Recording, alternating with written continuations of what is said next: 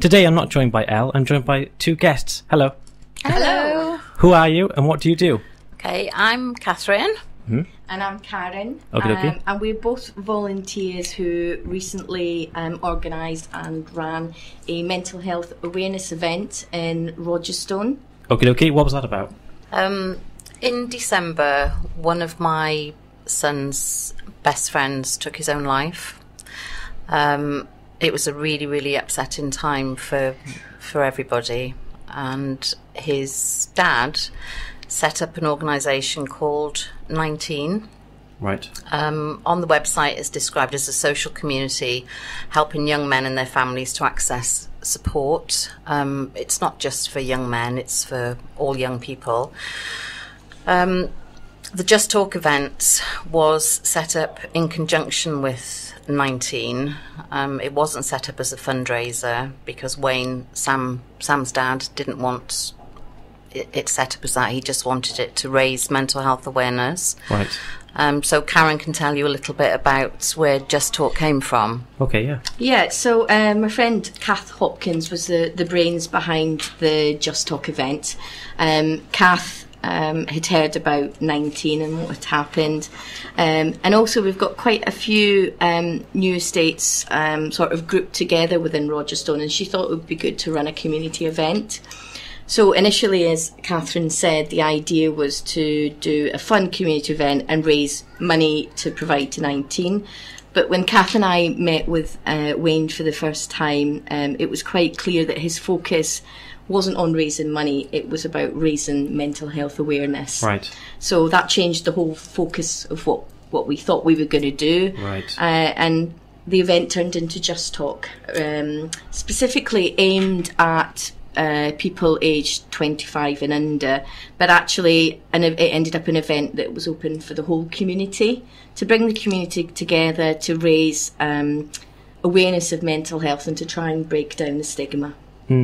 I suppose money is good, but awareness, that lasts forever. Money can only go so far, I suppose. Yeah. But making people aware can just last forever, you know. Yeah, it can, definitely. It can, and there is such a taboo around mental illness. Why do you think that is? I don't know. I mean, I think if you admit to having a mental health problem, or if this is how people feel, people feel as though it's a sign of weakness. I think especially males, because men are meant to be, you know, rough and tough, and they're not meant to show their feelings. And I think people get embarrassed talking about mental health issues, and also it's an invisible illness, you can't see it. Right. So people, I think, feel that if they say to somebody, this is how I'm feeling, some people are going to say, oh, just pull yourself together, it's all in your mind. And I've suffered from depression for many, many years, and I'm still quite embarrassed to talk about it and to tell people that this is how I feel, because people don't understand sometimes unless they've been through it themselves. Does there need to be more education for people, especially in the younger years, like in school, etc.? Do you feel it's not talked about enough? Definitely. I think there's lots more that can be done, and I think there's a big gap there that needs to be filled. I mean, we're not experts on mental health, we just volunteers in the community, but I know from our own experience, you know, we're both mothers, that there is a gap there. I don't think enough young people are aware of it, what they may be feeling, what it means, that actually sometimes it's normal and that they're not alone. So yeah, I think there is a big gap about educating people and making awareness available to younger people. It needs to start from an early age. Ironically, I've just had an email from my children's school, basic school, asking how our event went and asking if we can contribute to their community week, which is their last week of term, because they're doing something around well-being and mental health awareness, which is really, really good. Yeah. So when I was young, I don't remember learning about it at all. No. And I suppose that's why a lot of young people now don't really understand it. That maybe they're afraid to say something about it. Yeah. Okay. Yeah, I would agree with that. I mean, I first started suffering depression and anxiety when I was around about 26. and I worked away from home on my own. And I remember the fear of going home, because I ended up being so ill I had to leave work for a month. And the fear of going home to tell my mum and dad at the time, because I thought they would, you know, they wouldn't understand. They'd say, pull yourself together, what have you got to be, you know, feeling down. Luckily my parents were amazingly supportive, they weren't like that. But because of that whole lack of awareness, I feared more the telling people at that time than actually coping with the anxiety and depression. Right, okay. Before I go on to the questions I got here, how would you describe mental health and mental illness? It's a hard thing to do. It is a very, very hard thing to do. I think that it comes in all shapes and sizes. Yeah, it does, and it can affect anybody at any stage of life. You know, and it's different for everyone. So it could be anxiety, it's depression, schizophrenia, bipolar, anorexia, obsessive compulsive disorder. Yeah, OCD. There's just many forms of mental health sort of disabilities out there. And I suppose it's all grouped together under that one heading, isn't it? Mental health and mental illness. And I think the word mental is perhaps the thing that causes the problem, because it's been misused so often over the years. That's true, he's mental, she's mental. I think that is a big part of the issue. Yeah. Okay. So it's not so much black and white, it's this spectrum of... It is, yeah, very much so. Yeah. Okay. Do we all suffer from mental health or mental illness at some point? Because that's something I've heard, that we all go through something. I'm sure that at some point in everyone's life somebody suffers from anxiety or feeling depressed, etc. I suppose what the difference is how you cope with that and how it actually ends up affecting your day-to-day life. Right. And when it starts affecting your day-to-day life, how you're coping with things that you would normally cope with, I think that's when the alarm bells go off and you think you need to seek some support. Okay, so it's not something that just becomes big and that's a problem right then. It can grow into that, and we can go through little stages of it off and on. And I think sometimes it's circumstantial. You know, you can go through a really stressful period in your life and that can bring on depression. So, death, the breakup of a marriage, even things like moving house and sitting exams, they can all bring on anxiety and depression. But there's also the other side of the coin, and for me, when I first developed depression, I was at a really happy stage in my life. I'd just been promoted, I had a good circle of friends, I was working away, I was earning more money, I just started a really good relationship with somebody. And that was the one thing that I found hard to struggle with in my own head, that why was I feeling depressed when life was going really well? And how would people understand me? Because they would say, you have nothing to be depressed about. Right. So as Katherine said, there's situations where, bereavement, etc., that will lead to depression. But sometimes it does just come out of nowhere and hits you. What is depression then, if it's not triggered by something?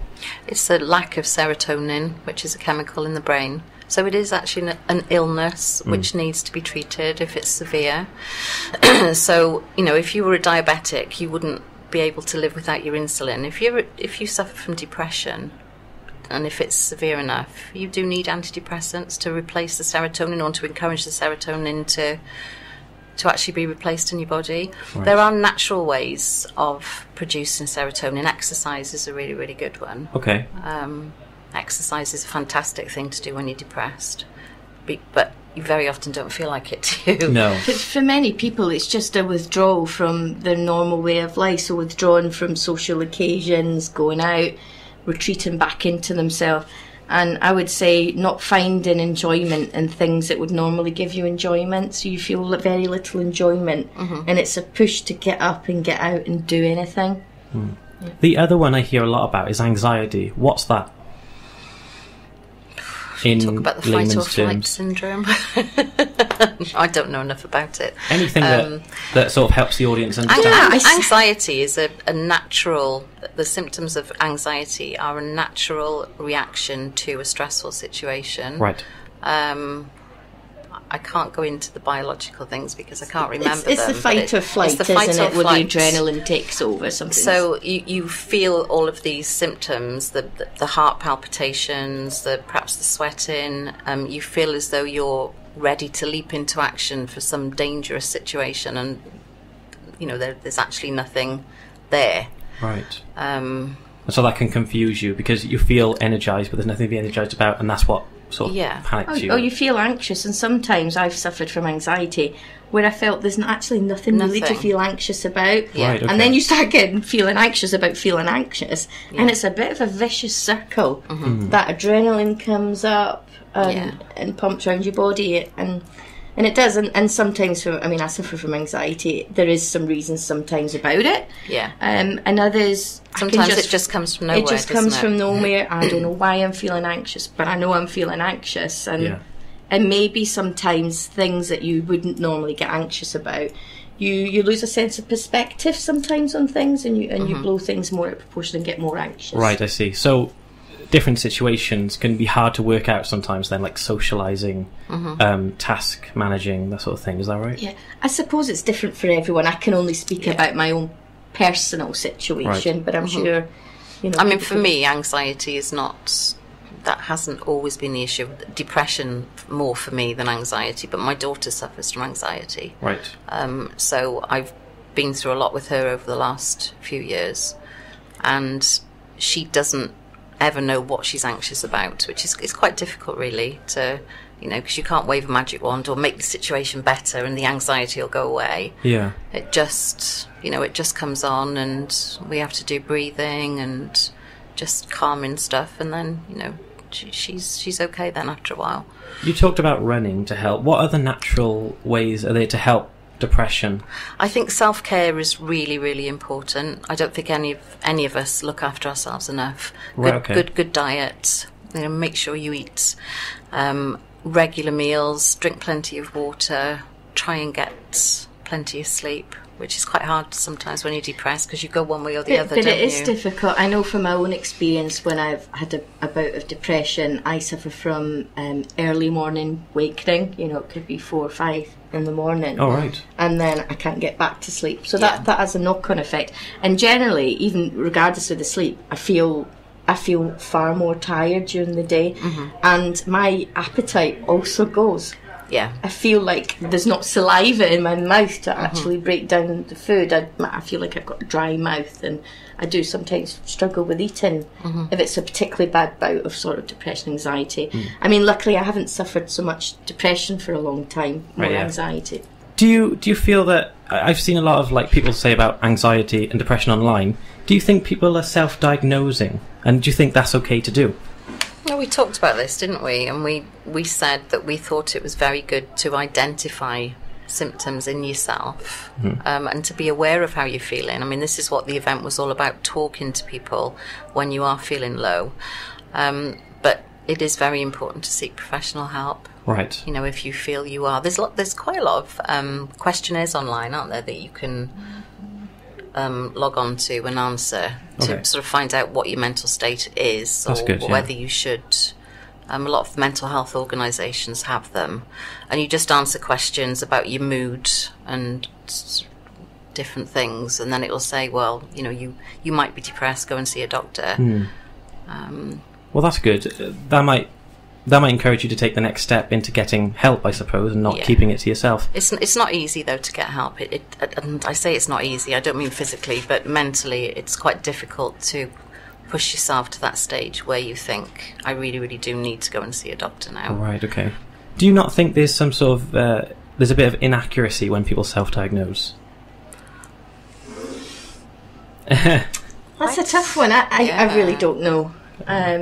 Okay, next question.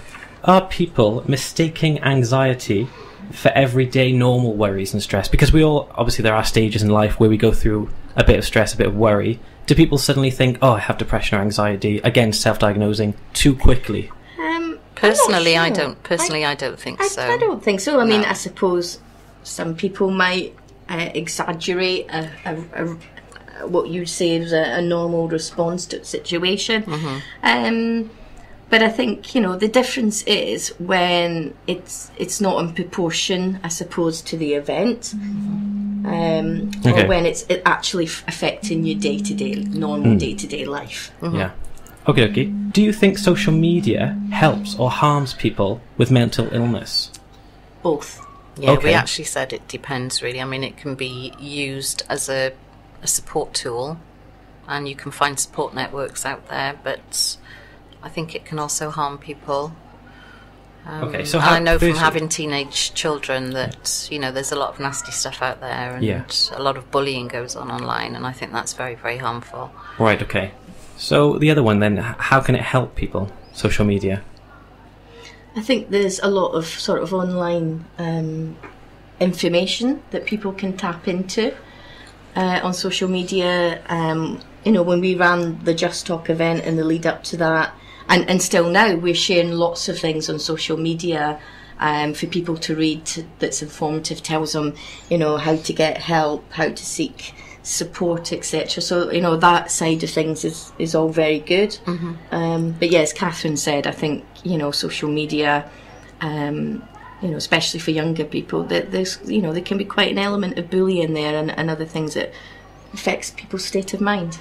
Okay. What advice would you give someone then who sort of putting up, posts on Facebook or seeking help on social media by messaging people and putting posts out and joining groups and stuff? What advice would you give them? Would you say not to post or to post? No, I'd say to post. Okay. I think that the internet is a really, really good place to get advice from. Definitely. I mean, we've got loads of information, haven't we, just before our event, and we're still sharing articles now on our Just Talk Facebook page. And there are lots of support groups out there, support groups for teenagers with depression, anxiety. You can find anything, can't you? Yeah. Okay. Can mental illness be hereditary? Well, as we say, we're not experts, but yes, we think it. We believe it is, but as Katherine said, we're not experts. I suppose again, it's a spectrum, isn't it? Like some could, some could. We don't really understand it yet, do we? It's a grey area, I suppose. Yeah. Am I right in saying that? I think so. I don't know whether it's actually been proven that it is hereditary, but you would need to speak to an expert. Okie dokie. Do you think we give enough attention to mental health in older people? No. A lot of the emphasis is on younger people now, maybe because of social media and stuff. So why do you say no? I think recently the focus has been on younger people. I don't know whether that's because the Royals have got involved with Heads Together. There's been a lot in the press recently about mental health in young people. No, I don't think we give enough attention to mental health in older people.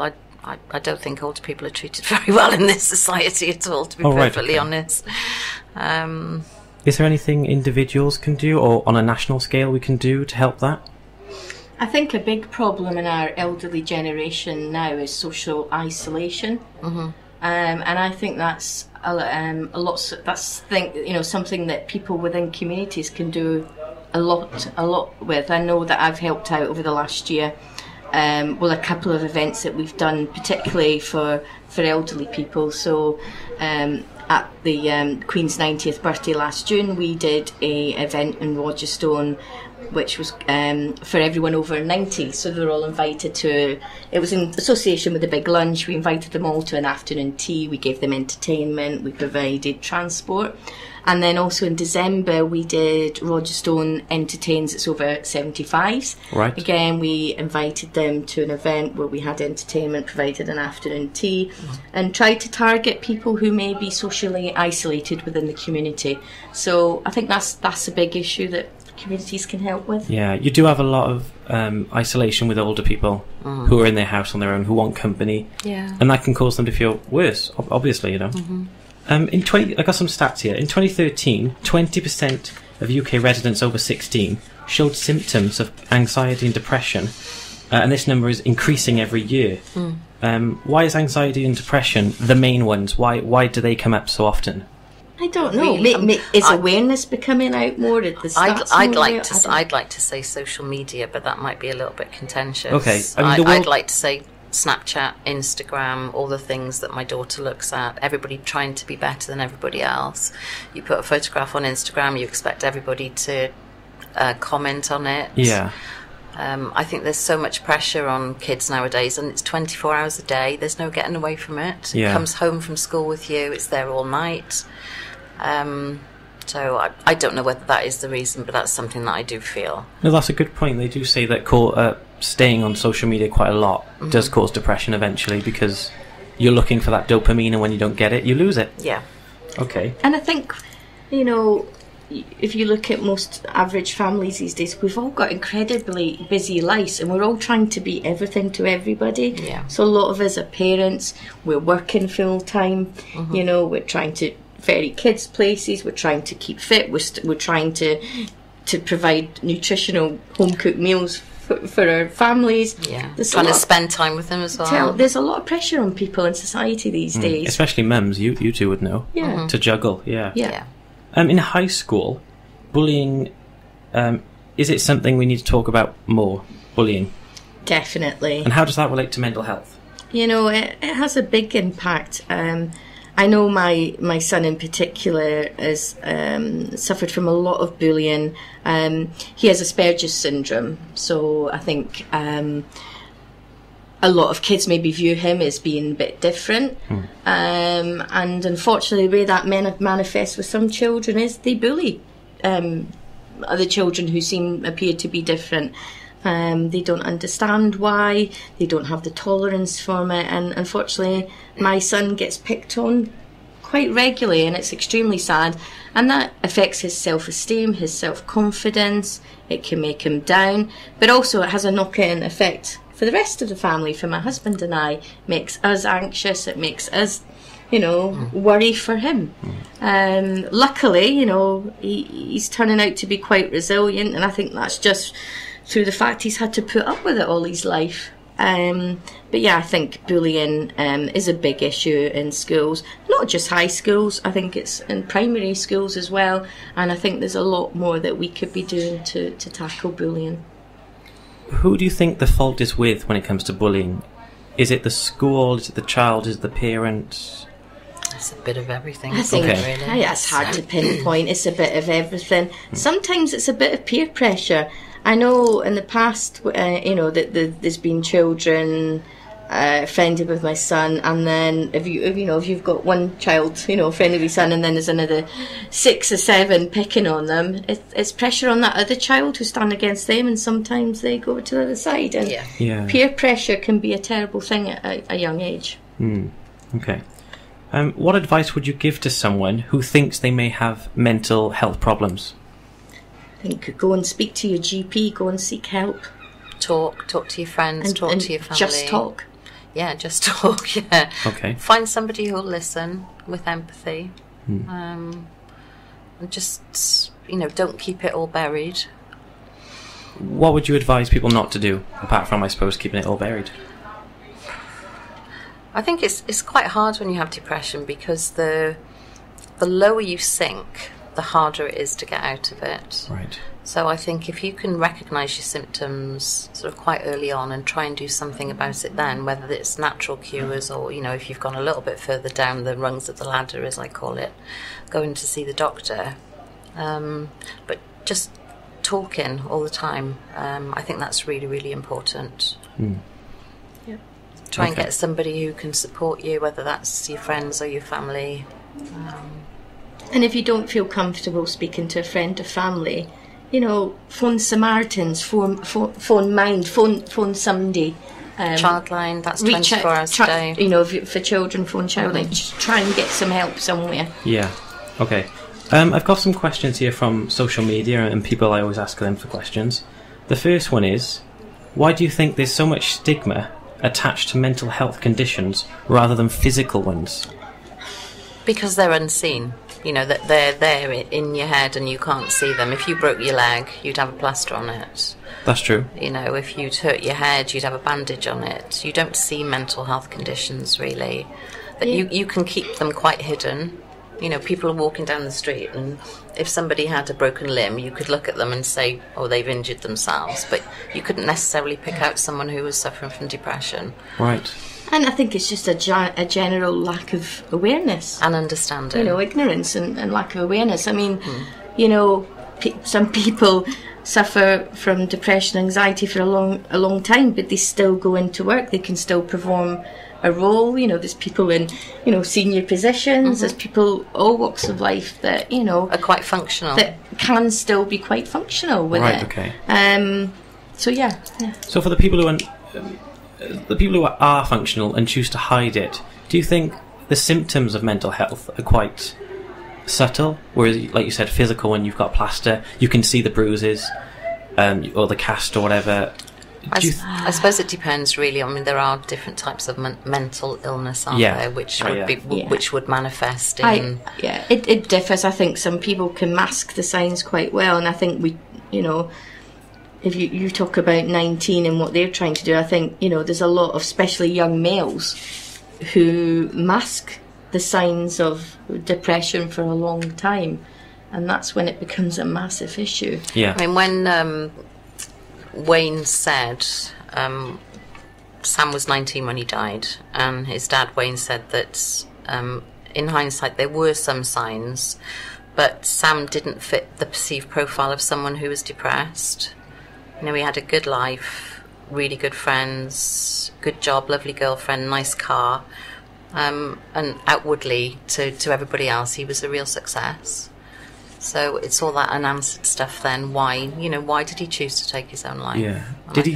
Sorry, go on. It's okay. Did he talk to many people then? No, I don't think so. I think that was the thing that my son found the hardest to deal with. That he hadn't turned to him as a friend to say how he was feeling. Okay. And maybe he could have done something to help him. You know, it's hard. I think talking is a massive...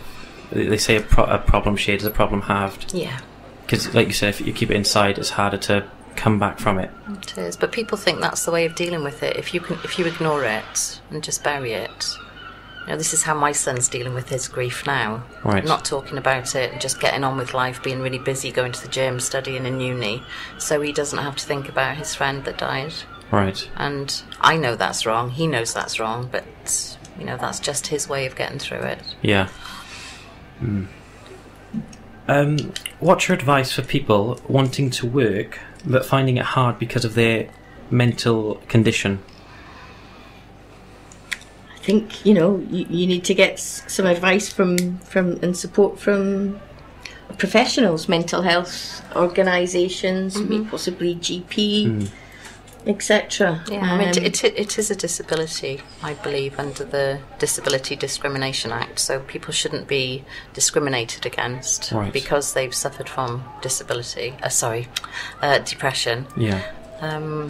You know, you can work. I've worked when I've been depressed. You know, I've gone on antidepressants and I've just carried on with my life. It hasn't been easy, and you've done the same. Yeah, so. Definitely. I mean, if you're within a workplace that has a staff counsellor, a good HR department, then go and speak to people about it and try and see if there's any reasonable adjustments that can be made within the workplace to support you either continuing, or if you've been off for a while with depression, anxiety, support to readjust you to getting back into the workplace. Do you feel that we're at a good point with equality and like you said, human rights in the workplace? Are we at that point, at a fully equality point? You'd be better to answer this, because I've been out of the workplace for I think it probably varies significantly from workplace to workplace. Okay. I know that within my workplace, it's very, very good. I work in the civil service. I work in the intellectual property office in Newport, and we have great support. We have staff counsellors. There's a new mental health group that's just been set up a few months ago in work, who meet up every Wednesday lunchtime for people to go and talk about mental health, share experiences. Today at lunchtime, there was a mental health awareness event all day with various stalls, different Time to Change Wales, etc., different people there to go and speak to different resources. So, you know, from my experience in my workplace is very good. But I understand that that's not the same everywhere, and there can be stigma, and people are prejudiced because of their mental health. Yeah, I suppose it goes back to what you said about ignorance is bliss as well. Yeah. And not being educated. It brings me on to my next question. Do you think workmates and friends have enough knowledge and or show enough support to those who suffer with a mental illness? Again, I think it depends. I think that will just vary greatly. And even within workplaces, I expect there'll be teams who'll know somebody and support them, and other teams that might not quite understand it. I think it will be vary. But I think as a responsible, good employer, then you should try and develop a culture where it's okay to talk about mental illness, that it's safe to talk about mental illness, and that it's encouraged. Yeah, safe. That's a really good word, actually. People need to feel safe to talk about it. What would you advise a friend or a workmate who thinks there's something wrong with their friend or workmate, and they don't know what to do, how to tackle it? Just be there for them. Yeah. It's really difficult to approach the subject. And don't say things like pull yourself together and pull yourself out of it and what's the matter with you? You've got nothing to be depressed about. It might be just a case of, you've not been quite yourself lately, are you alright? You've not been coming out so much lately. Even if you can't even feel you can approach that subject, just, do you want to go out for a coffee? Do a pop by tonight? Even if you just sit and watching the telly together, knowing sometimes that there's somebody with you helps. So just be supportive and be there for them. If they want to open up, listen. You don't have to be an expert in mental health. Just listen. Just talk and listen to them. It's good to check up on your friends every now and then, and have ourselves checked up by friends. Yes, definitely.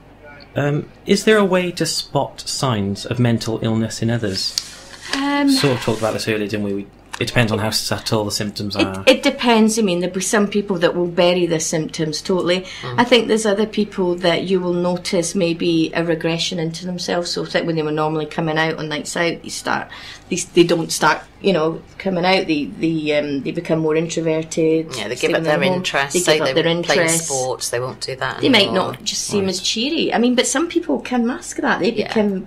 Outwardly, they sometimes compensate for the way they're feeling inside. So again, it differs. Right, okay. I think just perhaps anything different to normal behaviour. Yeah. Really. Yeah, I suppose a change in routine. Moody, irritable, perhaps eating too much, not eating enough. Any changes, basically, then? Yeah. Okay. My last question is, people who are listening to this now, and how can they get in contact with you? Okay, well, it's not actually us. It will be 19, which is the organisation that Wayne, Sam's dad, set up. The website address is 19, and that's actually the word, not the numbers.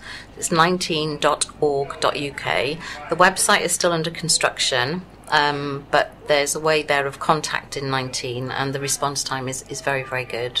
And they also have a page on Facebook, don't they? Yeah, they've got a Facebook page. I think that is the digits, isn't it? 19. 19 on Facebook. 19 on Facebook. Yeah. Are you on Twitter? I'm not sure if 19's on Twitter. Not yet. But we have a Just Talk page, don't we? We on do. Facebook. 19 Just Talk. 19 Just Talk. That you can, we're still posting on that. We can't give you professional advice, but we publish articles about mental health as we get things. And hopefully, this won't be the end of Just Talk. Hopefully next year we'll do another event sometime. Yeah. We got amazing feedback on the event.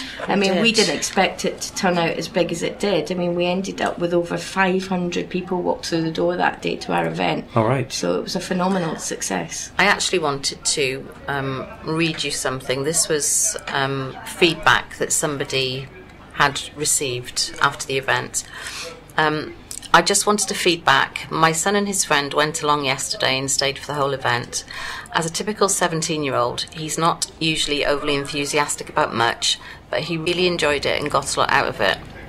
He has struggled himself for the past couple of years with mental health issues, so to go to an event where people were so open about their own experiences was hugely beneficial for him. He even managed to get his photo taken on Twitter. As you know, so many teenagers tend to suffer in silence, so events like this in the community will undoubtedly help so much. well done to you and your colleagues for securing the funding and organising it. And we had lots of feedback like that, which was absolutely fantastic. We just felt so privileged to take part in it, didn't we? We did. We were so proud at the end really of the day. And, we have to thank it wasn't. There was 5 of us on the committee. But myself, so many people Katherine, helped. Kath, Amanda, Emma, and Amanda. But, it wasn't us. We had so many volunteers that stepped forward, and we have a big thanks to Newport City Homes, who helped fund the event, and Faith Church in Welland Industrial Estate in Rogerstone, who gave us their amazing facilities free of charge for the whole day to run the event. And all the support that Faith Church gave us in the lead up to it, we can't thank them enough. No. That's good. So many people to thank. People were absolutely amazing with it. We'd be here forever if we thanked everyone. Yeah. Just so many local businesses pulled together. We had people that turned up and did staging for us. We had another company within Rogerstone who provided sound, mics, all that stuff. We had Little Maz who cooked all our free hot dogs and things for the under 25s. We had Tesco and the Co-op who donated stuff, Morrison's. It was just phenomenal. It was really, absolutely amazing. really good. We were on a real high, weren't we, for days afterwards? Fair play, sometimes. And Newport City Radio, of course. And they Newport showed City up. Radio, with their play music. Play music. So it was a massive whole community event, which was amazing. I mean, if you can make a bit of a difference, like that boy there, every time you do an event, eventually you'll gain so much awareness and get bigger and cover a bigger space every year. If we only helped one person that day, it'd be worth it. Then it's worth it. And it's also just helping raise awareness and just break down the stigma about mental health.